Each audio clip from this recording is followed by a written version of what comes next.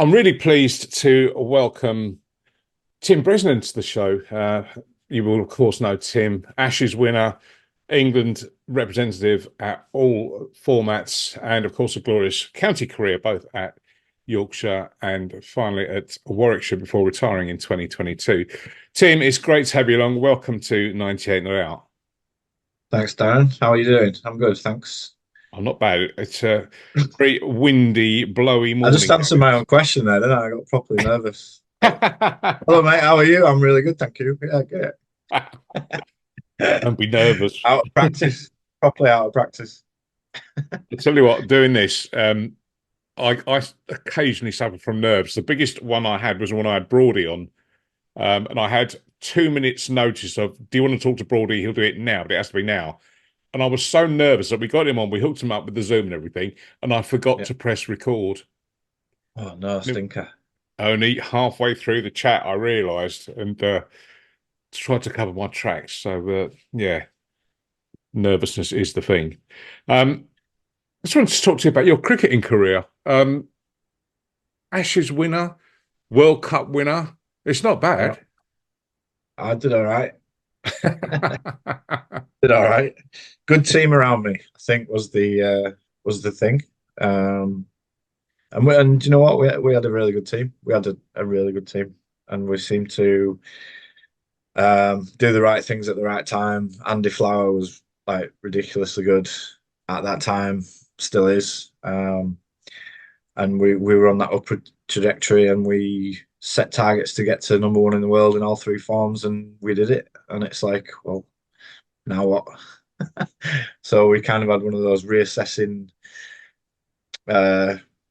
reassessment times where everyone's like, well, we've got to try and stay exactly where we are, but obviously that's tough because once you're at the top, everyone's shooting at you. So yeah, we that's when the wheels didn't really fall off. I guess you just they saw that the way we were playing and what we did, and other teams emulated it and surpassed it, and that's just the natural um, sort of secular the way that sport is, isn't it? Like that's just what it is. Yeah, you're right. It does. It goes in cycles, doesn't it? It's like I've got a load. I mean, I don't know if you can see in the background. I've got loads of signed shirts and memorabilia from when I've been too drunk at big dinners and put my hand up at the wrong time. And it's quite funny when some of the ones that are in my cupboard are from, sort of more than 15, 20 years ago. And a lot of the names on there you'll have just completely forgotten about, Yeah. but they do change and they evolve. And I think that's, your team where you came to prominence came on the back of the 2005 Ashes winning side, Varney's all conquering side with Freddie and Yeah. KP and the rest. But you were part of a new breed of player that came into the England setup. There was you, Monty, bless him, um, Graham Onions. To me, you guys, and I think you were probably at the head of this, felt very, very relatable to those of us who were playing club cricket at the time. You all felt like Thanks. one of us. I know where you're going with that. Yeah, I guess you're right. I guess you're right. You're dead right. Um, like I remember a Wisdom, the sort of Wisdom, and that you win one of the five cricketers a year. They write the big blurb about it, and she said it's Tanya Allred. She's a really good journalist. She said it gives the air of a bloke with an emergency cheese sandwich in his pocket at all times. But yeah, I mean, it's very true. I can imagine having a pint with you or onions, mustard, even Monty doesn't mind a drink. Yeah, You didn't have the kind of superstar airs and graces. You had time for people. I can remember, seeing you engaging with fans both at county level, would you get an England shirt on, whatever. You had time for people, and that makes a big difference to your die-hard real cricket fans, I think. yeah. I mean, like it can't really change who you are as a person, Like you do have your superstars and stuff. Like I don't even need to mention them. Part of that era. even those people, even though they get the superstar pedestal, they're still just normal blokes, and it's different. I don't know where the perception of um you were personal and this bloke wasn't. It's completely well. We were just a really good team, and we looked after everything. The people that supported us, the backroom staff, that like we just we cleaned up our crap. It's like like the All Blacks thing, like no dickheads, that sort of thing. Um, and that's why we were successful in a way. Like we looked after the little things, and then the little things obviously bled into the big things that we looked after, and we just made the right decisions at the right times, and we supported each other. Yeah, my good mate Ravi Bopara was sort of part of that era as well. Yeah, He sort of right. teams. Yeah, exactly. Yeah, in the one day stuff, Ravi was ridiculously good. Um, yeah, he got three Test hundreds in a row, I think, as well at one Yeah, point, that's didn't he? right. He did. He did against Test the West Indies. Yeah. yeah, yeah. I was there for that. I was there for the where he's giving it the get my name on the board at Lords. That was a good day. Was that your Um, debut? um, hmm, Ravi played my debut. I don't know. 2009 against the West Indies at Lords. I've got written down. Yes, that's right. Yeah, yeah. Did Ravi play that game? I'm not sure whether he did. I Yeah. think that might have been before that. I Oh, think it okay. was Yeah, like yeah, yeah. Right. Yeah, previous series. That'd have been like in 2007 now, 8, maybe. I don't know. I don't know. We're yeah, the same age, maybe, Rav, though. We came up all the way through junior cricket. Myself, Rav, Cookie, um, Samit, quite a few others like on the circuit that like managed to carve out a decent career as well. yeah. You did. Yeah. Samit's still clinging on for dear life, isn't he? Over at Yeah, he is. Derbyshire this year. Bless him. Dear life is on for. Um, but do you know what? He'll do Derbyshire a good job, like especially in the short format. Um, he's still like wily old fox, just like bowling his left armers and smacking a few sixes. He hits the ball blooming hard. I've Yeah, he watched him does. He up has close. to. Huh? He has to, doesn't he? He has to. So out He of ain't all that, getting, he's too old for like running twos and threes. he's like Chris Gale. Yeah, exactly. So in an England shirt, have you got any sort of personal highlights from all of those glory days? Uh, well, yeah, definitely. Most of them were like the celebrations after we won stuff. They're the memories, like you work so hard towards a goal and then you achieve it, and then you get a proper license to go out and celebrate like with your friends that you've just done like had an amazing experience with and achieved something that either no one else has achieved or not been achieved for a long time. Those are the memories mainly that I have. Sort of T20 World Cup in Barbados, like that was a good one. Obviously 10-11 Ashes in Melbourne. Um, yeah, it was like so many, like quite a lot, so many to count. The 2014 Championship win with Yorkshire, um, like doing it at Lords, packed house on TV, and then just, That was an like amazing still, game, wasn't it? I remember that. yeah, it was, yeah, ridiculous. Like we won the Champo in the first, I think it was like first 3 overs of the day. Like we needed 3 bonus points and or 1 bonus point or something. I can't remember to be honest. Yeah, Stats and figures. I'm just not good at. yeah. So where It did it might all have been. start? Going back, where did your love of cricket sort of first start off? And did you have any people that sort of helped you along the way in the early days? You assume that I love it. I loved it. No, I mean, I I played from being a kid, like watching my dad play for local club. Um, Myself and my brother would either be playing in the corner, like at the side of the field, or behind the scorebox, or wherever, and just all day, Saturday and Sunday, and then we'd play age group cricket practice. Like pretty much, it was just cricket.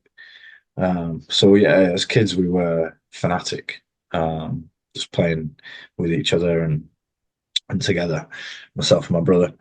Um, and that I guess that's where I got really good. More, like not really coach, more natural stuff. The coaching came later, um, and then just progressed through the Yorkshire system.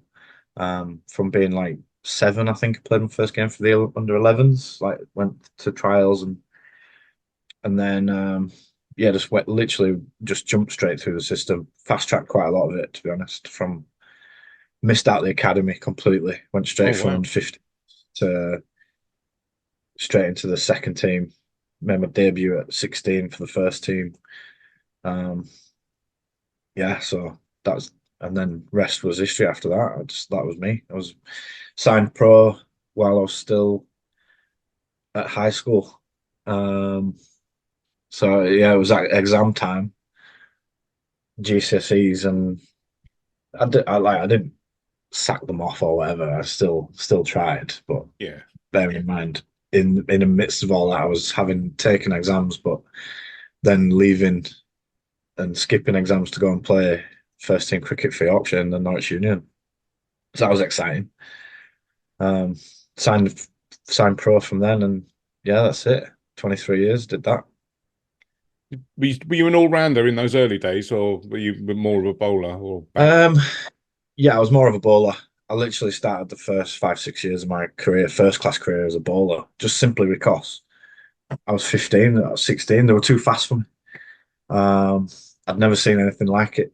At 15 years old, like I remember my debut, I faced Martin Saggers. Didn't see it. Like if it had been straight, it just hit me. It was like, this is so fast. Batting with James Middlebrook, and he's run down and gone, just get something on it. I was like, mate, I'll just literally, I'm swinging it from the area. I can't see it. It's It's the mental. noise that gets me when I used to face fast bowlers. Arc at me. Of the sort of the whistling as the ball goes past of the seam in the air, and you've just Yeah, not seen it, and before you can react, it's gone. But that noise was the thing that used to get me. it's like a Yeah, that or the leather on stump, you know. yeah, yeah. Brilliant. Yeah, so Yorkshire, England, you sort of hung your boots up in 2022, but yeah, I see that you still played a bit of club cricket last year for Hearts Head Moor and seemed to do That's okay. right. Yeah, yeah. Well, we went. So we retired. I retired, and then we went traveling as a family. Like took the kids out of school. We ended up 18 months away on the road. Fantastic experience, like ridiculously good. Obviously, when you're a professional cricketer, you don't get much time at home. Um, so yeah, it was great to reconnect with the wife and the kids and just go traveling and do what we'd always wanted to do, myself and my wife, and that was like go traveling together. And so it was like realizing a bit of a dream as soon as I retired. And then we got back, and one of the guys at Heart said, Tony Dickinson, who he sadly passed away last Friday. Um, he said, "Mate, come and give us a few games. Think you'll enjoy it." And Andrew Gale was playing at the time, and he was like, "Mate, it's just crack. Like you love it. This, that, and the other." But then played a few games. Like didn't bowl, didn't, like just batted a bit. But I just enjoyed the crack with the lads, and then I got right into it, and we like started winning a few. And it's like actually we could get promotion. I was like, do you know what? Yeah, we're invested now. So yeah, we got promoted. Ended up winning the league. It, it never leaves you the bug, really, does it? How are the bones and the knees and the back? Are they creaking or are they still okay? I'm all right. Um, Elbows like nowhere, like has been since 2013. Um, like four surgeries. Um, but yeah, I mean, the rest of them is fine. Um, could have done it for as long as Jimmy without the elbow, I guess. Yeah, yeah, Probably. amazing how he's still going. 41 years old and yeah, still swinging it in. Amazing. The traveling thing's Ridiculous. interesting because um as a cricketer, an international cricketer, you do travel. Well, I suppose even if you're doing franchise and all this other stuff, but it's different, isn't it? Because you don't actually get to see anywhere. You don't. It's all planes and hotels and cricket grounds, Yeah, and that's it, isn't it? yeah. You see the inside of the cricket ground, the inside of the bus, and the inside of your hotel, and that's it.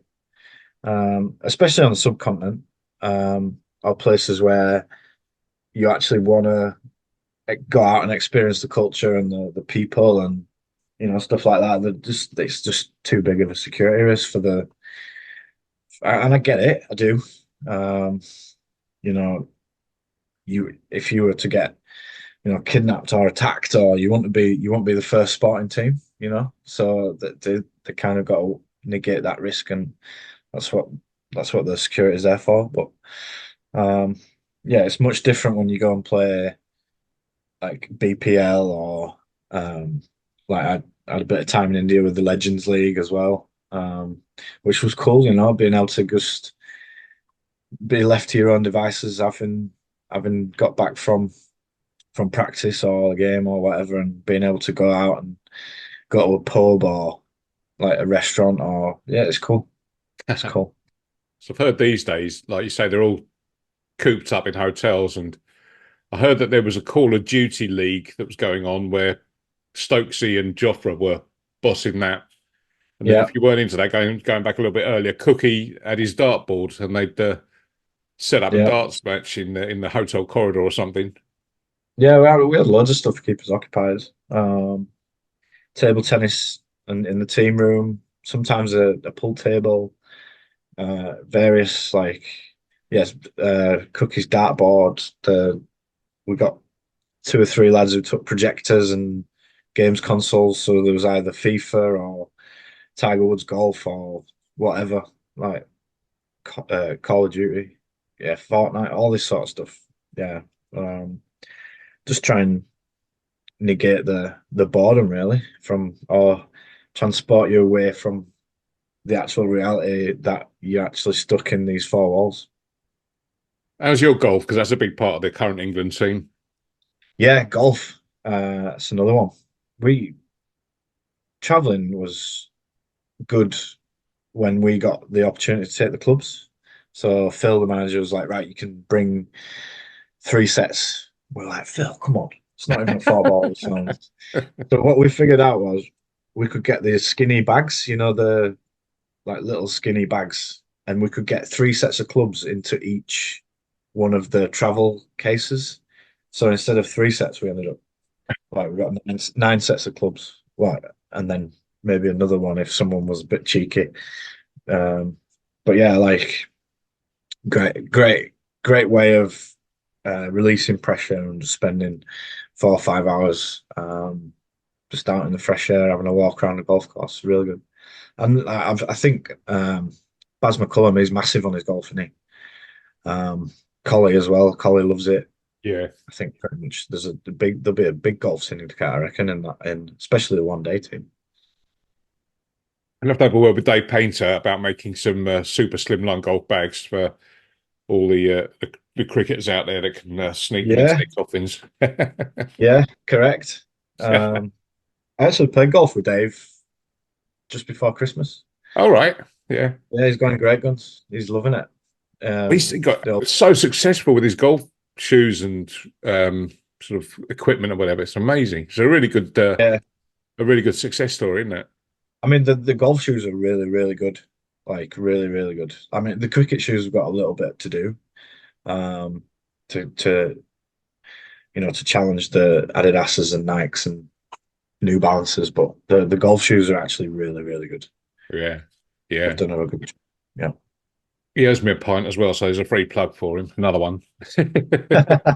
Yeah. So these days you are a crypto legend. How did that come about? Since about 20 end of 2016, start of 2017. Okay, right, yeah, for a little while then. Yeah, long time. Even before that, like reading articles and stuff like that. Finding it interesting, thinking, the way the future's moving forward, this is probably going to be a thing. Um, and then it was, sort of spring 2017 where I was like, do you know what? Like, let's just let's just get in there, have a piece of this. So I remember buying Bitcoin about 6K, riding Uh-huh. it up to 20 and then back down to 3. You're like, this is fantastic. But as soon as that, you're like hooked, aren't you? So made some really good decisions over that time and some really poor ones. But um, the poorest being not selling at the top and Yeah, buying at the bottom. But that's really tough, as you know, being a yeah. trader yourself.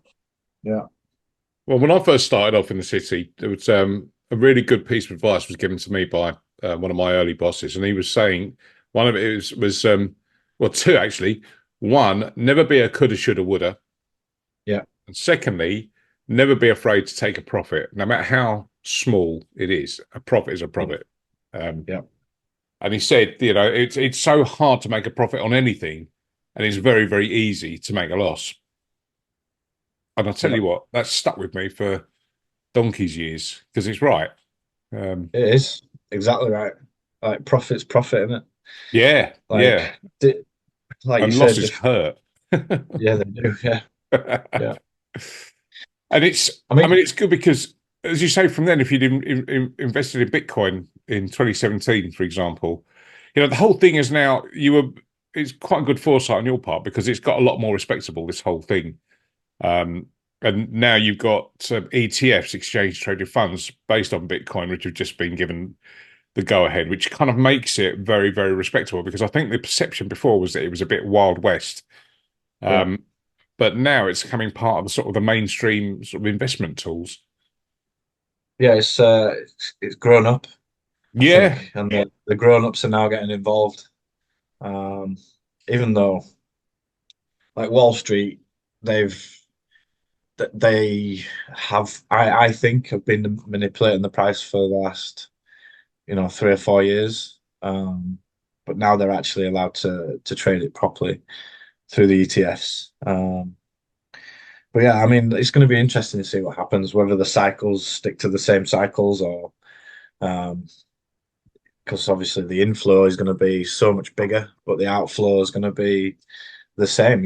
So it all depends on what it's going to do to the cycle. So this is actually a quite of interesting time to be in the space. But whereas the last sort of 8 years, it was pretty much you could you could just predict the cycle within a 4 year time span. So yeah, it was absolutely perfect. yeah. This is a big year this year for Yeah, all kinds of things. Elections going on and wars everywhere, inflation, cost of living, you name it. And like you say, it's so hard to rely on the old sort of predictions and whatever.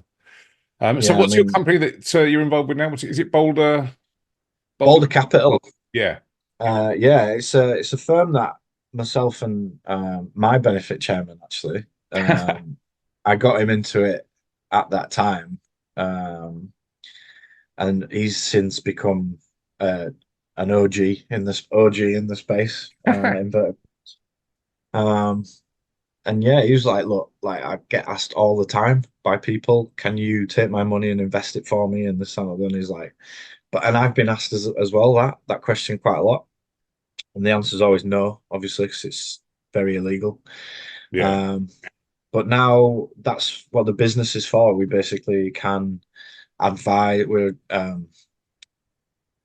forgot the word now. Consultants. Yeah. So we can advise what people should do, or we have a fund where we can put their money. We've got a FCA regulated exchange where um, we've signed a deal with them that basically makes us legit and grown up as well. We're doing it the right way. We've gone through the right channels, and yeah, like the still banned from advertising. So, which Yeah. is in well, it doesn't really affect us because most of the business we've got so far is word of mouth. So that's fine. I'm not sure if I'm going to get away speaking about it on a podcast, but um, I guess you've got to come to us if you want a piece of the action. Yeah. Have you got a I'm not sure. website that people can have a look at? There's no point having a website. All right. There's no point at all. Because we're not allowed to advertise. Of So it's course. like, Yeah, of course. yeah. So we're like, right, do we spend a lot of money on a website, or do we not bother, and put that into developing the dashboard? Um, so that's what we decided to do. I think like further down the line, once the regulations change, maybe we could get a website. And but for now, there's not really any. It's not really worth the juice. Isn't worth the squeeze. No, Let's put it and I that way. suppose websites are a bit old hat now. Everyone does everything social media and all the rest of Yeah, it. yeah. I mean, my LinkedIn post, the one that you saw about Boulder, that got me into a little bit of trouble with our lawyer. He was like, that's class advertising. I was like, well, how am I supposed to tell people what I'm doing without telling people what I'm doing? Yeah. It's like, good point. I guess we can use that argument. But yeah, it's just nuts what is and what you aren't allowed to do. So I'm not sure, to be honest. The I guess the rules, they leave them sketchy and opaque, so that you go and you might overstep them, and then you get fined. And it's regulation by um, enforcement is just not. I don't think it's the way forward, but we'll see. I mean, the US are going through it all at the moment, and I guess the UK will catch up in a couple of years. Yeah. Yeah. As night follows day, the UK will follow the US. Yeah, It sounds fantastic, and I'm sure it's going to be a great success. And it's so good. I mean, cricketers that I've met down the years are always got one eye on what happens after cricket yeah, finishes. So it's good to hear a project like this because it's really interesting. And uh, you know, all the best to you in the success. I'm sure it's going to be great because it's a product that is definitely on the up. yeah. And yeah, I will keep close eye on that. And if you need any help, come to me, and I'll ask Maybe someone else. maybe technical analysis. All right, Tim, I'll let you get on. All right. Cheers, Darren. Thank you Really very great much. to talk to you, and we'll keep in touch. And if you need anything, give me a shout. Will do. Thank you, mate. Okay.